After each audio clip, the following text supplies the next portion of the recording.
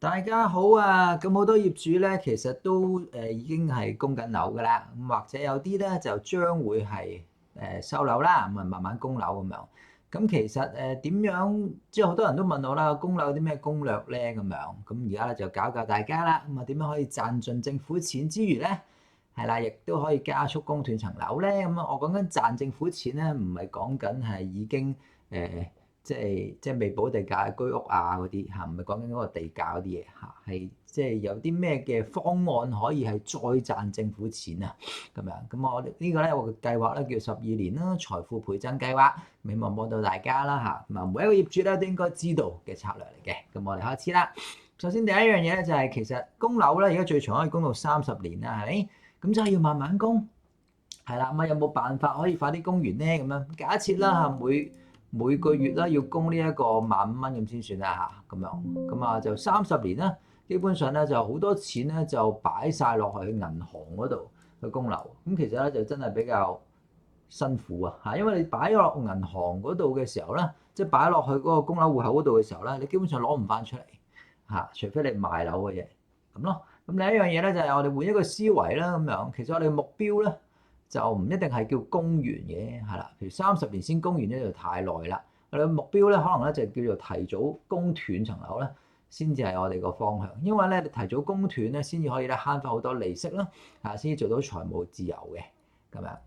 咁啊睇睇咯喎，咁其實咧就一講喺呢個提早1年咁樣先算啦，去清還嘅話咧，其實咧真真正正咧賺到個利息咧，就係自己賺到嘅錢啦嚇。我哋每提早1年還錢啦嚇，咁其實咧就會賺多錢啦。咁我就會教大家咧3個方案去點樣做嘅。咁第一樣嘢先啦噃，咁方法一，佢叫做額外還本金嘅策略。咩叫額外還本金咧？譬如假設啦嚇，咁我哋每月咧就額外還5000蚊，去直接扣減本金咁樣嚇，得嘅咩？嚇可以咁做嘅咩？可以㗎咁樣嚇。咁啊，譬如話即係咁樣做嘅優點係乜嘢咧？咁樣可以節省翻咧，就係而家譬如話個封頂位啦，3.5厘啦，個按揭利息嚇，亦都可以揀翻縮短，即係因為咁樣做嘅話咧，可以縮短翻嗰個還款年期啊。咁啊，確實咧就係慳到錢嘅咁樣。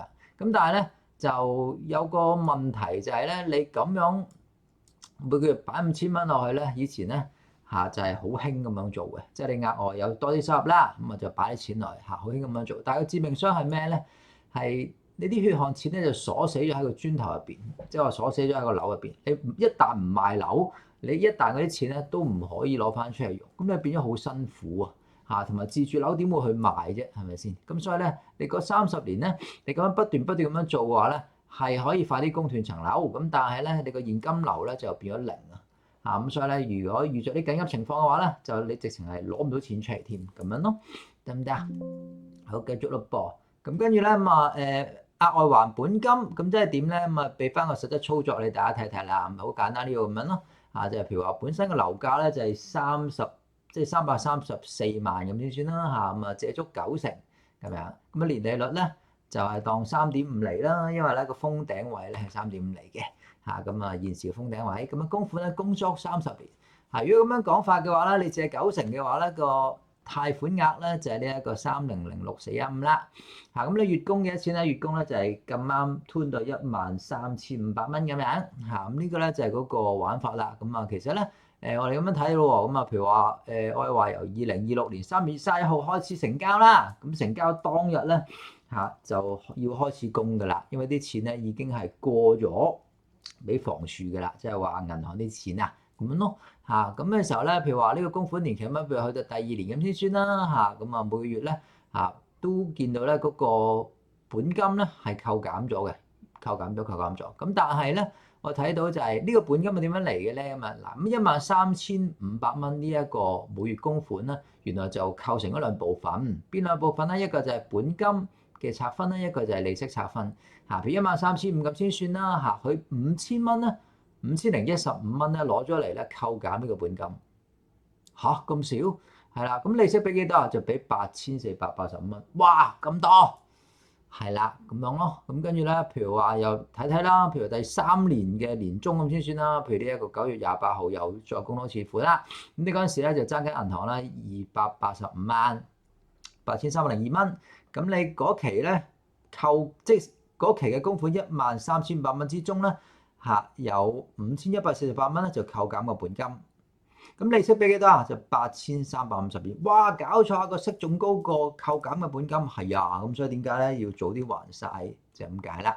咁樣咯，咁 OK 啊，咁樣。咁但係咧其實已經算低息咯，香港咁樣咁可以點樣做咧？咁樣咁個做法咧就可以咧就話一隻咧就叫做部分提前還本金，即係呢度啦。即係話咧，其實咧我哋咧就可以咧，譬如話某啲位啦，譬如話通常罰息期咧就2年或者3年咁樣啦譬如話罰息期過後，咁我哋咧可以咧就走去銀行嗰度咧，就同佢講咩？走去銀行同佢講啊，就提前咧就還翻呢一個本金嘅，譬如話每月還5,000蚊咁樣咁樣。咁跟住咧，佢咧就會喺你扣減咗5,000蚊之後，係啦，咁啊就下期咧就開始生效咗啦。咩意思啊？我唔明喎。嗱，本身呢一度咧係let's say 283,969係咪？係啦，我睇翻呢度咯噃，因為咧你之前咧係288,969喎，記唔記得？由288,969減咗5,000蚊，咪變咗283,969咯。咁下期嚟講啦，你就會開始咧供少咗落去個息嗰度咁啊，本金拆分嘅咧就會多咗噶啦。咁我哋睇多次咯噃如果咁樣操作咗幾個月咁先算啦。係啦，咁你會睇到啦個分別喺邊度咧？咁譬如我又講翻啦，譬如呢度咧係第4年啦，第4年年頭啦。如果咁樣操作嘅話咧如果你冇做到部分還本金嘅話咧，你每月咧扣減本金只係5,239蚊啫你供款之中係扣減本金嘅地方。咁但係去到呢度啦，係啦，咁啊去到呢度嘅時候咧，因為你每月俾咗5,000蚊咁所以咧扣減本金呢度咧就變咗係5,387蚊啦。咁咪多咗去扣減本金嘅，咁啊利息支出都係少咗嘅，由8,276蚊啦咁去到咧呢一個就8,113蚊咁樣咯，OK 啊，得唔得？咁啊大家可以咧都 cap 幅圖去參考下啦，呢一個係啦，咁啊知道咧扣減本金嗰個操作係點樣嘅，OK 嘛？好，咁啊繼續咯噃，咁啊就即係咩叫做去銀行搞啊？好簡單啫，譬如一齊咁樣啦譬如業主其中一個得㗎啦。走去銀行度咧，就同佢講我個樓咧要扣減本金咁樣咁佢就明你講乜嘅啦，得唔得？咁樣咯。咁呢個扣減本金咧之餘咧，你額外都繼續要供嘅唔係話唔使供，不過咧會提早供斷咁解咯。OK 嘛？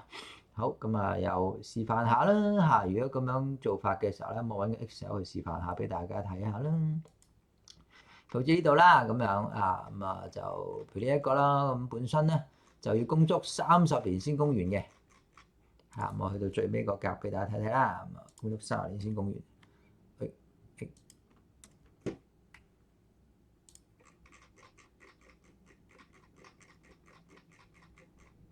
供足30年先供完嘅，咁樣先去到咧最尾咧就0蚊啦，咁樣0蚊啦，咁樣咁樣嘅咁但係咧，如果你係做提前還本嘅話咧，譬如呢一度咧咁我哋話幾時開始譬如話由第2年啦。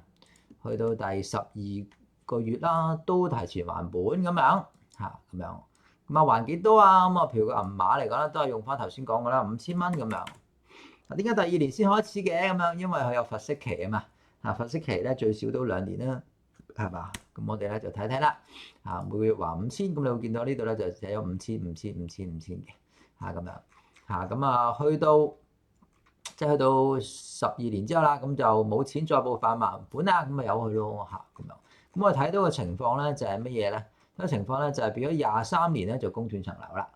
OK 嘛？咁呢個咧就係部分還本嘅威力啦如果唔係咧，你本身咧仲爭緊銀行咧即係100萬咧04,600咁樣，得唔得？100萬04,600咁樣咯。咁呢個就係部分還本嘅威力啦。咁樣咁呢個方面好啦，咁樣真係好好我哋咧唔係咁單一嘅睇啲嘢，得唔得？咁我再睇下咯噃。好，下一個啦，下一個做法咧就係乜嘢咧？呢個係方案1啊嘛。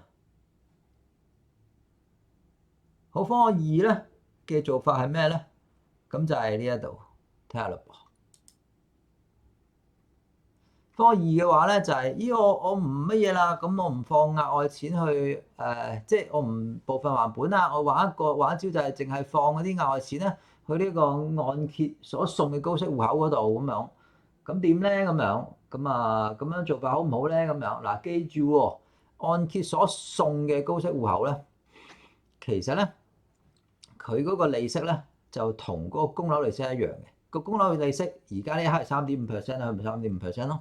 咁之後減息嘅話咧，或者咧之後咧個 hyper rate 即係 H 按啊個 hyper rate 高咗嘅話咧，咪即係低咗嘅話咧，咁佢就個利息又再少咗嘅咯，得唔得？封頂位3.5%，咁即係話你個高息戶口咧，俾到你儲錢啊，嗰個就即係高息嗰個情況咧，只係去到最高3.5厘啫。咁你跟住心諗啦，咁咪好好啦已經咁樣。銀行啊嗰啲定期啊賺息都係1.5至到2.5厘左右啫嘛，係咁而家咧3.5厘咪好好咯，可以咁講嘅，但係呢一個咧基本上我哋就叫做打個和咯。你見到呢對夫婦咧，基本上冇表情啊，點解？因為打個和啫嘛，你即係供樓又用咁多息。你高息戶口又係賺咁多息，咁你打翻個和啫喎，咁冇乜效果喎，係咪先？咁啊，如果樓價唔升或者你繼續自住樓嘅話咧，你永遠都砸死啲錢喺層樓度，冇乜幫到手咯。OK 嘛？咁但係咧，我哋可以咧再以一個叫做借錢角度咧去睇睇，借錢角度去睇睇，咁啊，如果3.5厘呢一個嚟講啦，或者係樓宇按揭呢一個借錢角度嚟講啦，佢係一定係最低息㗎啦。點解咧？因為咧你係有資產俾銀行做抵押啊嘛，通常有抵押個資產咩啊？咪就你層樓咯。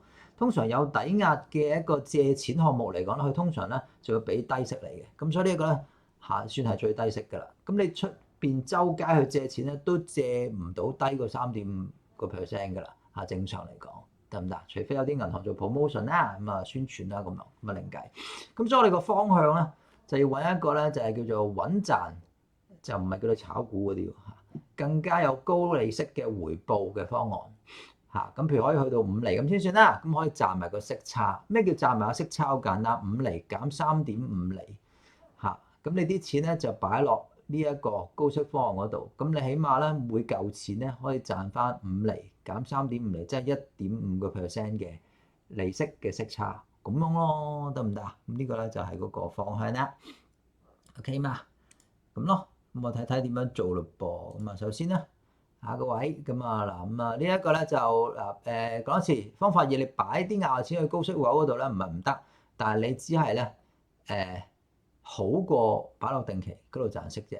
咁但係咧，你基本上係冇乜有額外即係賺咗好多咯即係呢一個方案咧，唔係好好啊，簡單嚟講即係可以咁啊，應該咁講，我哋都有錢如果係想流動資金嘅話，咁一定係擺落高息戶口度㗎啦。呢一個係一個好正常嘅做法嚟嘅即係呢一個咧就好似一個有閒錢就擺喺一個活期戶口度一樣個道理咁所以呢個一定會做得唔得？咁但係咧如果有其他項目可以擺落更高息嘅地方咧，你一定擺落更高息嘅地方，唔會擺落呢個高息戶口度咁樣。咁有啲咩辦法可以做到呢一樣嘢咧？咁樣咁頭先你話賺政府錢嘅喎，咁所以咧方案3咧就我頭先即係而家提供你呢一個咧就係你一個聰明之選啦。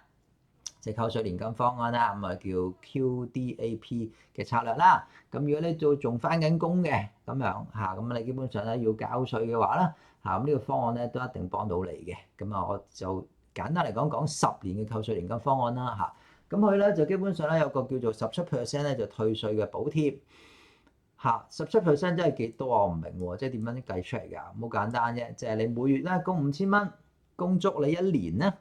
咁即係供咗6萬蚊啦，係咪？咁6萬蚊嚟講啦，基本上咧，你最高扣稅咧可以扣10200咁如果你咁除翻啦除翻即係話10200除翻6萬蚊啦因為5000乘12係6萬啊嘛咁所以基本上咧，除翻呢一個10200啦，除翻呢個6萬蚊啦，咁基本上咧就係0.17，即係17%啦。咁樣咯，係咁樣計出嚟嘅退稅方案，得唔得？咁唔係即係呢個係政府補貼你喎，基本上係可以退翻呢個稅俾你喎。咁啊，基本上你人工有3萬蚊或以上嘅話咧，咁基本上咧你一定退到呢個數咁樣咯，或者咁樣講交稅3萬蚊或以上嘅話，你一定退到呢個數俾你咁另外啦除咗你供嗰啲錢咧，就能夠令到有得退稅之外啦，佢仲有一個複利嘅滾存嘅增值咁你嗰啲資金咧就唔係閒置喺嗰個年金嘅戶口嗰度嚇，你仲會咧，因為你譬如擺10年咁先算啦嚇，除咗可以扣稅，每年扣10,200蚊之餘咧，扣足10年之外咧嚇，你12年後咧可以攞翻晒出嚟喎，攞翻晒出嚟咧，起碼咧個金額咧啊，即係我推薦你嗰啲 plan 啊嚇，起碼啦可以去到66萬嚇，攞到66萬出嚟。咁但係你供咗幾多錢啊？供咗60萬啫嘛嚇，咁攞翻66萬喎，咁所以係好誇張嘅咁樣咯嚇。咁你呢筆錢可以再諗咧，我擺唔擺落層樓度咧？一鋪過滾落去嚇，一鋪過滾落去咧，咁就可以咧就即刻縮短嗰個年期嚇，咁樣咯嚇。一鋪過滾落去即係部分還本啊，一鋪過滾落去。咁點我都唔知咁樣係好定唔好咁樣，我又計一次俾你睇啦。係啦，咪用翻頭先個 Excel 咯，計一次俾你睇。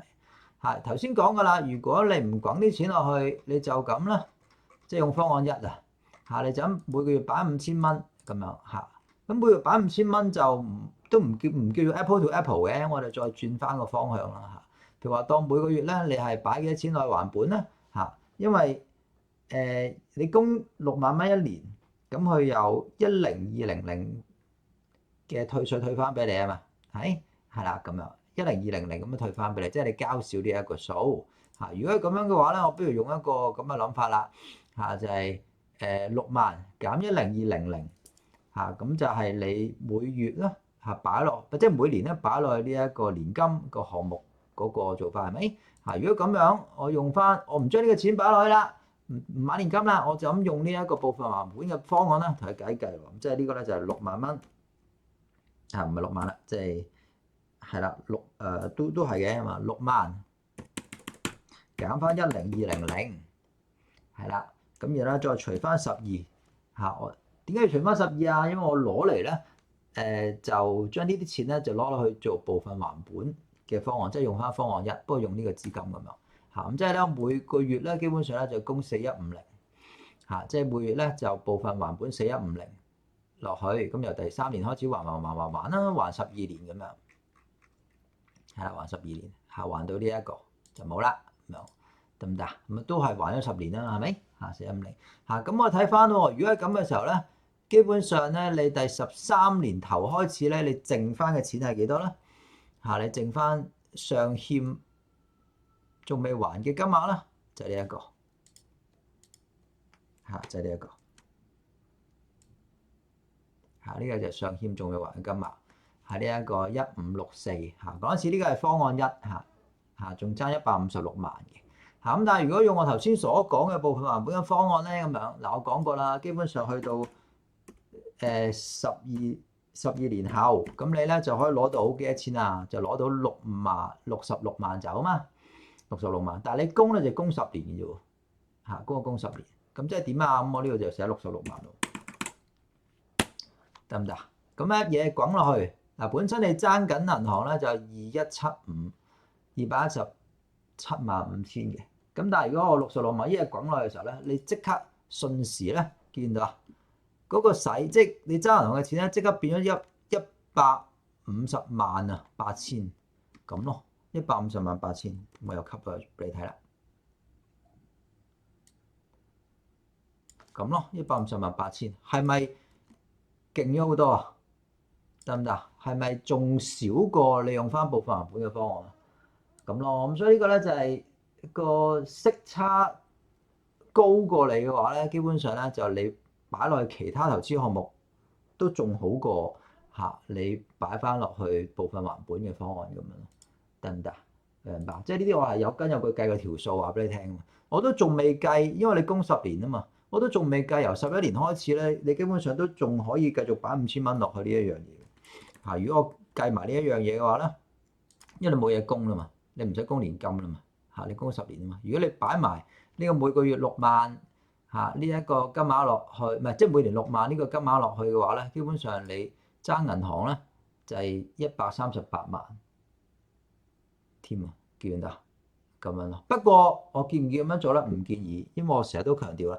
未滾過息嘅錢咧，講多次，未滾過息嘅錢咧，你就盡量唔好走去還債嚇。我要你每一個使費都要滾個息嘅，咁先至再用，得唔得？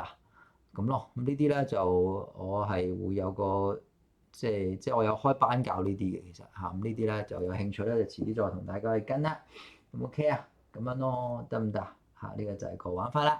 咁啱啱介紹嗰個咧就係呢一個玩法。咁啊嗱，嗰66萬你12年後攞翻咧，你係咪一鋪滾落去咧就你自己決定嚇。話唔定你嗰啲錢咧係啦，可以做咩啊？可以攞嚟咧就係譬如話咧，即係就俾仔女讀書啊咁樣，或者自己去旅遊啊都冇問題嘅嚇，因為覺得即係可能嗰陣時啦，一開始供樓大家都辛苦嘅，但可能10年後咧，大家供樓都覺得係已經好輕鬆，因為你人工高咗啊嘛，得唔得？呢個咧到時你可以自己再決定嚇。我哋人生咧就最驚冇得決定。如果你用方案一咧，一鋪即係每個月咁樣滾晒啲錢落去嘅時候咧，部分還本金，咁你基本上所有錢都係擺晒落嗰個供樓呢個項目嗰度嘅時候咧，你基本上就覺得生活係好辛苦，冇任何改善咁樣咯。咁 OK 得唔得啊？咁啊，我哋心諗啦，咁啊每月供5000蚊，咁點解唔攞5000蚊去炒股啊？咁樣基本上咧做個統計，80% 嘅散戶咧長期嘅虧損嘅，因為啲大鱷咧佢識得捉你嘅心理，同埋有50%咧都會咧喺呢個大市跌嘅時候咧，佢就會斬一半嘅金額嚇，即係話諗住蝕一半算啦咁樣咯嚇。咁所以咧基本上咧就即係師奶炒股法咁樣咯嚇，個個都變咗係羊群心理咁樣咯。咁所以咧嚇跟我嘅話咧，我唔想你咧做呢個有風險嘅投資嚇。當然啦，如果你做咗我提供嗰啲冇風險嘅投資之餘，你仲有剩錢嘅，咁你可以去炒股嘅。咁呢個係我第二個課程。OK 嘛？咁呢個咧就穩中求勝 VS 心理壓力啦。咁啊，炒股嚟講，你日日都提心吊膽嚇，咁啊就成日都用晒啲時間去睇股票咁樣。咁基本上咧，你唔會有太多心力咧去做其他即係正經嘢咯嚇。你見我好多時係做好多正經嘢係嘛嚇，得唔得？咁但係咧就我本身個財務都不斷有增長咁樣咯。咁另外年金呢個模式嘅時候咧，咁基本上咧就好好多啦。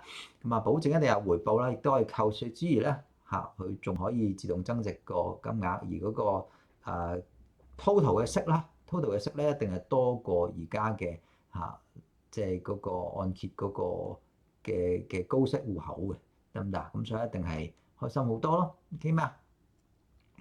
好，咁啊就頭先都講過啦，咁啊呢一個咧就係嗰個退稅嘅方案啦，咁樣咁跟住你心諗，咦扣稅年金咁好，點解我每個月唔供8000蚊，要供5000蚊咧？咁樣係啦，咁嗱退稅年金雖然係好，咁但係投入資金投入個金額一定要經過精密嘅計算先得嘅嚇，唔好將來後悔。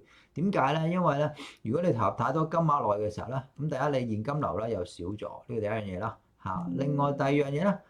就會係有機會咧影響咗你長生津嘅將會咁啊，因為年金咧過咗65歲咧，佢就開始派錢俾你，呢個一定要派嘅，冇得話唔派嘅，係一定要派嚇。咁一定要派嘅時候咧，咁我唔攞得唔得咁樣，佢都會逼你攞緊嚟講。你唔攞咧嘅話咧，佢唔會滾咗好多息嘅，係啦。咁啊，所以咧就算你一定要攞，咁但係咧個代價係咩咧？如果佢每月派錢俾你，65歲之後派錢俾你，嗰個金額係大過乜嘢啊？大過呢一個佢，譬如話咧，say 2026年啦，咁啊長生津啦，佢個定義咧就每月咧就俾4345蚊你嘅，係啦。咁如果你整咗個年金嗱，儲好多錢，儲到咧，係啦，咁啊就呢一個金額咧就係俾咗，即係儲到個每月嗰個入息啊，係多過10700。如果單人嚟講啦。咁你就變咗冇得攞呢一個長者生活津貼㗎啦。如果夫婦合計咧，個年金加埋佢哋其中一方嘅人工啦咁先算啦，多過16440蚊嘅話咧，咁亦都冇咗呢個津貼㗎啦，咁樣咯，得唔得？係啦，咁樣所以咧其實係好嘥錢嘅，OK 嘛？咁所以咧就呢啲我哋要諗清楚啊，得唔得？咁呢個我哋要作出準備。所以我年金咧通常咧就係滾10年之後咧12年後我通常都建議攞翻出嚟。咁樣玩嘅，得唔得？咁呢啲咧我係熟習晒㗎啦。咁啊再介紹下咯喎。咁啊點解要跟我 Jokerson 去買呢一個年金嘅方案咧？咁樣咁啊6萬蚊扣稅年金1年喎，咁好貴喎，咁樣嚇。咁其實咧個原因係咁樣嘅，因為咧你跟我買嘅話咧，係啦，即係跟我推薦嚇，跟我介紹去買嘅話咧嚇，咁啊就佢可以咧首年咧就慳翻18,000蚊，即係首年唔使俾60,000蚊啊，嚇，只需要俾42,000蚊咧就可以扣到最高咧10200嘅稅㗎啦，咁樣。嚇咁啊，譬如呢個咧就係其中一個嘅稅表啦，咁啊就佢賺咧就賺呢個44萬嘅一年嚇，得唔得啊？賺44萬，咁啊個人免稅額咧就13.2萬啦嚇，咁樣，咁佢正常都要交稅咧就係呢一個34,000嘅，咁但係如果佢買咗扣稅年金之後咧，因為咧個免稅額咧就減多6萬嚇，咁所以咧就變咗由43萬啦，就減多6萬咧，變咗39萬。係啦，咁所以咧，佢應課稅嘅入息咧就變咗係24.7萬嚇，咁所以咧最終佢能夠交嘅稅咧就係由呢一個頭先係3.4萬啦，就變做2.4萬，咁足足咧就慳咗咧係10,200嘅，咁咯嚇，咁所以我頭先都強調啦，如果你本身交開3萬稅嘅話咧，你一定係可以扣到1萬嘅啦嚇，咁樣咯 ，OK 嘛？嚇，咁呢個咧就咁樣計出嚟嘅嚇，咁好抵咯，冇錯係好抵嘅，呢個係政府俾大家嘅。但係我強調多一次嚇，我唔建議咧嚇呢一個係攞嚟做之後65歲派錢俾你嘅方案嘅，唔得咁啊？點解我遲啲再講俾大家聽？係啦，咁啊就係啦，咁啊個入息最低入息點先可以慳到10,200咧？咁樣咁如果你身邊嘅人咧本身嗰個每年咧係交30,200蚊稅嘅話咧，咁下年咧就只需要交2萬蚊就 OK 㗎啦。咁呢一個咧就係我計到出嚟俾大家嘅，得唔得？所以唔使擔心嚇，咁樣咯。好，咁啊就咁其實個12年後嘅回報幾多啊？咁樣咁其實咧就咁樣睇嘅。你嗰10年啦就供緊6萬蚊一年啦，就供足你10年，減翻。首年啦嚇，你經我介紹去買嘅話咧，就係呢一個減翻18,000蚊，咁你 total 咧只係俾咗58.2萬嘅啫。咁12年後咧，你連本帶利咧就攞翻呢一個60萬啦，再加6萬，即係66萬啦，再係啦。咁啊，同埋你每10年咧，即係呢10年咧，你每年咧都慳咗稅咧就即係慳咗稅咧10,200蚊。咁10年咧就當慳咗稅咧就10.2萬嚇，咁當呢個係賺翻嚟嘅，加埋頭先嗰66萬啦，咁你總共咧嚇就賺咗76.2萬嚇，咁我睇翻個總回報喎，76.2萬減翻你只係俾咗58.2萬嘅話咧，除翻個本金咯58.2萬，咁你咧個總回報咧去到咧係30.9厘嘅，咁呢個係零風險嘅喎，點解？因為政府擔保噶嘛 ，OK 嘛？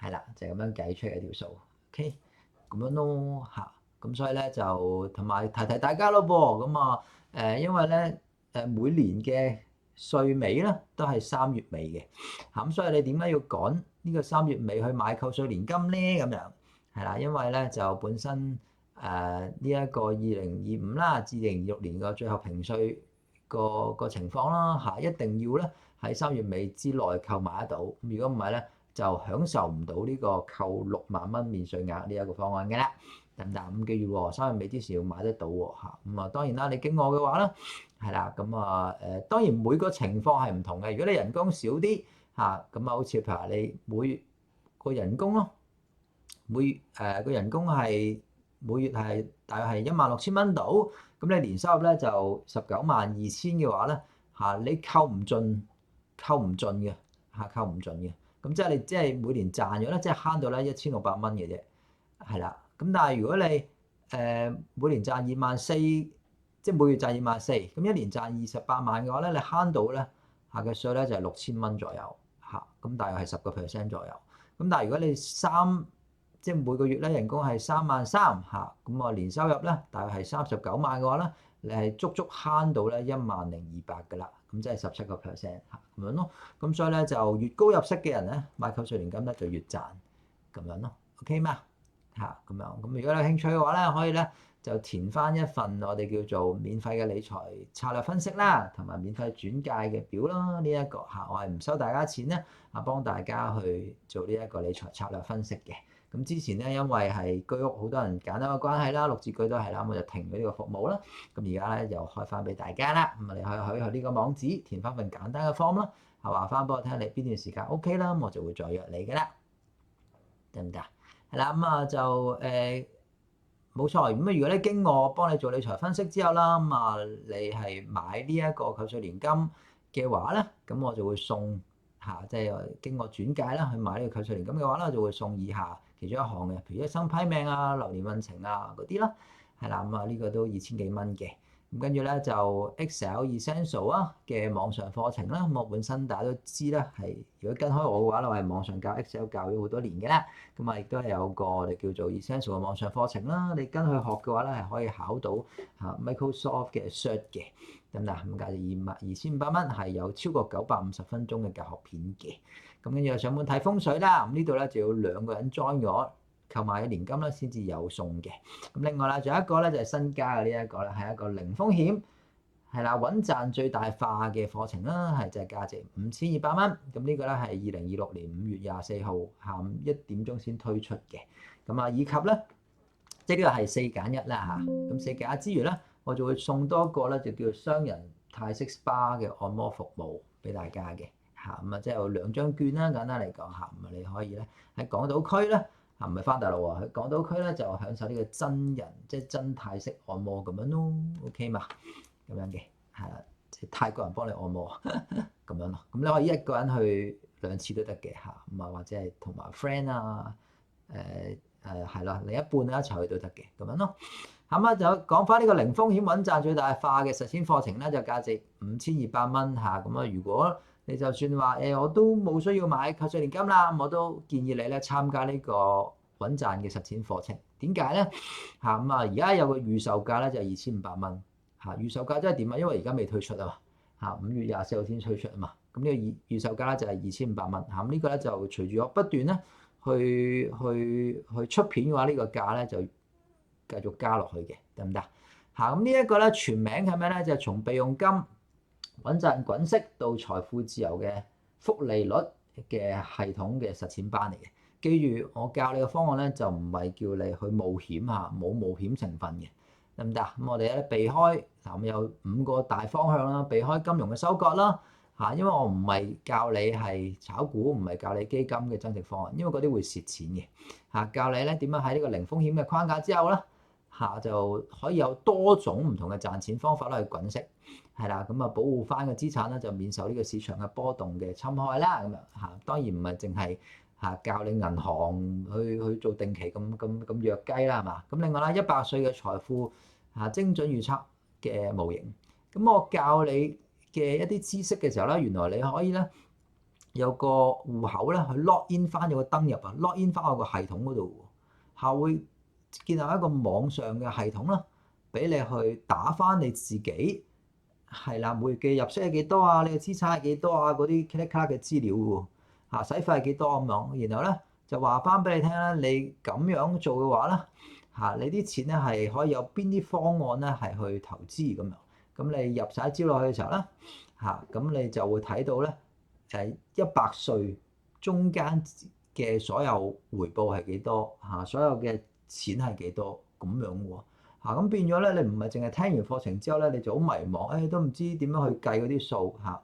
好多時咧，你哋咧就會去到即係學嗰啲咩即係金融嘅課程啦。學完之後咧，學嗰下就聽得好明白，一到自己計咧就完全唔識計咁樣咯，得唔得？咁而家就唔會啦，因為入落個系統度，系統幫你計法，我教你點樣用某個系統嘅。咁另外啦，仲有一個咧就叫做呢一個。係呢個消費利息化嘅生活哲學啦。好多時咧，你哋咧就會喺度諗，就係我每月都要會有生活嘅開支啦，咁娛樂啦咁樣或者係俾家人嘅家用係啦。咁你哋都會諗就係咁賺完啲錢咪俾佢咯咁樣。咁其實我個諗法唔係咁樣嘅喎。我希望咧就係你將啲錢喺度賺咗息，嗰啲息咧就攞嚟花喺一啲開支啊，俾家用嘅身上咁樣啦，咁呢句咧就叫做錢在賺息，你玩花式係啦。你記住喎，呢個息咧唔係話真係花式跳水個花式喎，呢個係個花即係花即係使翻啲利息出嚟咁解，即係你只係用啲利息出嚟咧去作為生活開支咁解嘅。咁但係個資產咧繼續不斷增長緊嘅，呢個先至係我嗰個哲學咯，得唔得啊？同埋啦，咁啊實踐被動收入啦，去退出計劃咩意思咧？咁好多時咧，你哋成日諗住做到老喎，啲古代思想咧就係、我做到有得做繼續做啦，咁樣退咗休都繼續做咁啊，唔係咁解喎，係啊，咁你投入幾多資金先能夠做到被動收入去養活自己同埋一家人咧？咁樣係咪做一世咧？咁樣唔係喎，可能咧你經過我呢一個系統去幫你計算之後咧，你發覺可能咧其實做到45歲就已經可以唔使再做咯。點解？因為咧啲利息已經係不斷滾到咧可以係夠晒你成家人同埋你咧去用噶咯。咁所以咧就可以奪回翻個時間主權啦，就唔使做錢財嘅奴隸啦。好多時咧，因為你哋咁當然啦，你額外想繼續翻工咁呢個咧係你哋嘅自由啦。咁但係咧，起碼計個條數先啦，得唔得？咁啊，即學即練啦。咁啊，生活質素咧係即時提升嚇。咁你咧就我會個系統咧都話埋俾你聽。咁我啲教學短片都話埋俾你聽嚇。究竟你賺到幾多嘅時候啦嚇？啲錢咧係呢啲錢咧係由利息賺翻嚟嘅。呢啲係可以隨時花、亂咁花都冇所謂嘅。咁所以你會生活質素先提升噶嘛。咁好多時啲人咧生活質素咧係冇提升過就咁多錢，係嘛？咁唔掂嘅喎。好，今日分享係咁多啦。咁啊，如果有興趣嘅話咧，咁啊去呢個網址啦，係嘛？就暫時係仲係可以免費登記嘅。咁啊話翻俾我聽，咁我幫你咧係計條數啦嚇，計條數即係點樣啊？直情咧就係0至100歲咧，你可以係可以有幾多，即係計埋你因為供樓啊或者其他 credit card 嘅開支啊，咁啊而影響到你可以點樣去做呢個理財分析咧？咁我係會直情係成個。即係幫你學完之後啦，幫你做完之後啦，咁啊就話翻俾你聽，你點樣做咧，先至可以係做到嗰樣嘢，得唔得嚇？即係幾時先可以退到休啊？同埋咧夠唔夠錢供樓啊咁嗰啲都幫你計晒。咁咯。OK 嘛？咁呢啲咧就係限量送俾大家嘅。咁啊，如果我開始太忙嘅話咧，我就會截咗止嘅啦。呢一個就唔再開放呢個服務嘅啦。OK 嘛？咁今日咁多啦，我哋下次再見，拜拜咁多位。